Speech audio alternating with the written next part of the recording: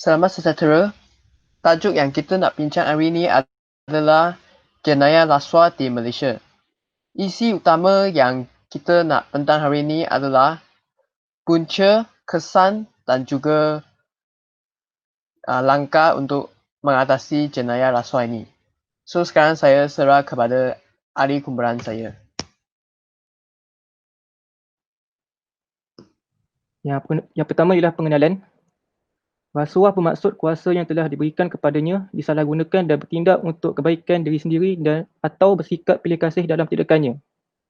Rasuah dijadikan sebagai salah satu jalan pintas seseorang untuk mencapai kehidupan mewah dan mahu menjadi kaya dalam masa singkat.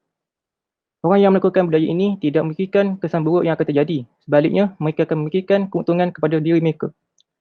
Menurut Suruhanjaya Pencegahan Rasuah Malaysia, terdapat 4 kesalahan rasuah yang utama, iaitu minta atau menerima rasuah, menawar atau memberi rasuah, membuat tuntutan palsu dan menyalahguna jawatan atau kedudukan.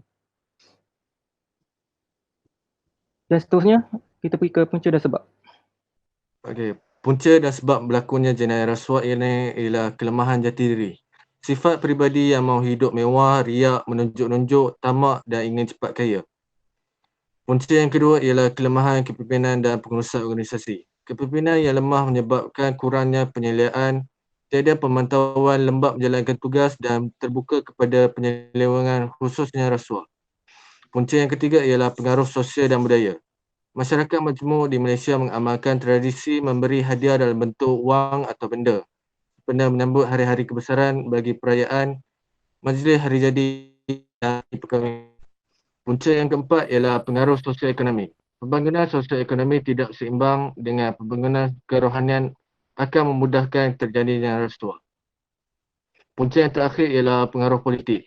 Setengah ahli politik hanya mengambil kesempatan di atas jawatan yang diperolehi demi kepentingan diri semata-mata tanpa memikirkan masalah dan isu yang dihadapi oleh masyarakat. Seterusnya kita beralih ke kesan dan impak.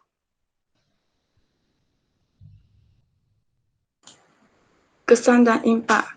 Gejala rasuah akan memberikan impak yang besar kepada negara seperti di konsep rukun negara iaitu kedaulatan undang-undang. Rasuah biasanya terlibat dalam perkhidmatan kerajaan dan segala urusan memerlukan kelulusan dari kerajaan. Maka pemerintah kehilangan hasil atau tergelincir daripada tindakan-tindakan yang sepatutnya. Yang kedua, implikasi daripada jenayah rasuah ini juga akan mengakibatkan kehancuran pentadbiran dan pemerintahan negara. Seseorang yang memberi atau menerima rasuah juga dapat menunjukkan individu tersebut tidak menepati falsafah pendidikan kebangsaan. Yang ketiga, kesan rasuah amatlah merugi negara. Rasuah juga meluas akan mengakibatkan banyak isu dalam negara yang akan timbul. Isu yang akan timbul adalah ia akan mencemarkan maruah negara dan kepercayaan pelaburan asing akan terjejas.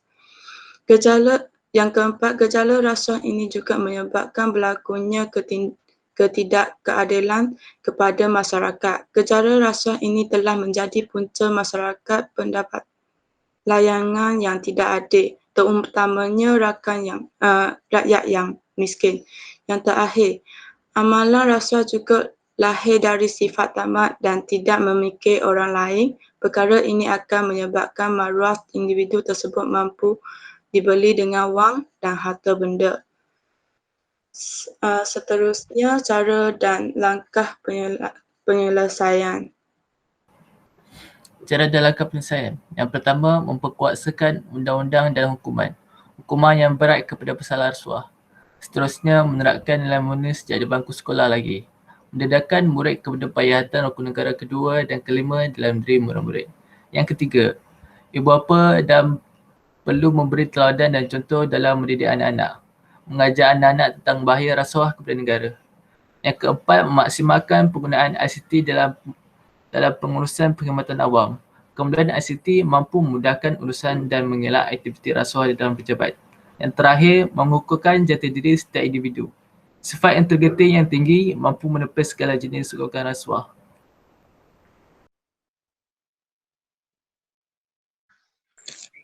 Rumusan. Secara keseluruhannya, bagi tajuk ini ialah kita dapat mengetahui akan bahayanya gejala rasuah kepada bangsa dan negara. Perbuatan rasuah adalah suatu perbuatan yang salah. Rasuah tidak hanya merangkumi satu, malahan ia boleh dibahagikan kepada beberapa jenis.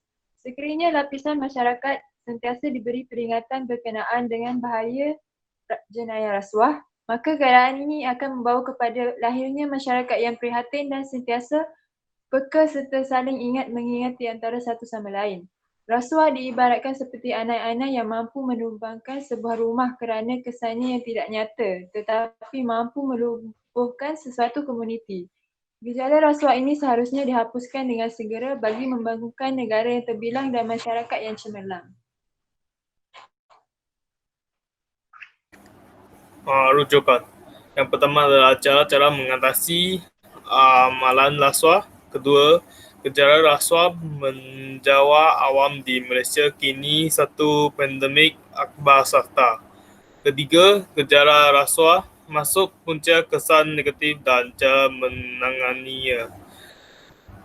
Yang keempat, rasuah, faktor kesan dan langkah pencegahan. Yang last sekali adalah modul falsafah dan isu semasa dari Universiti Malaysia Kelantan. Ini adalah lampiran yang kita boleh cari.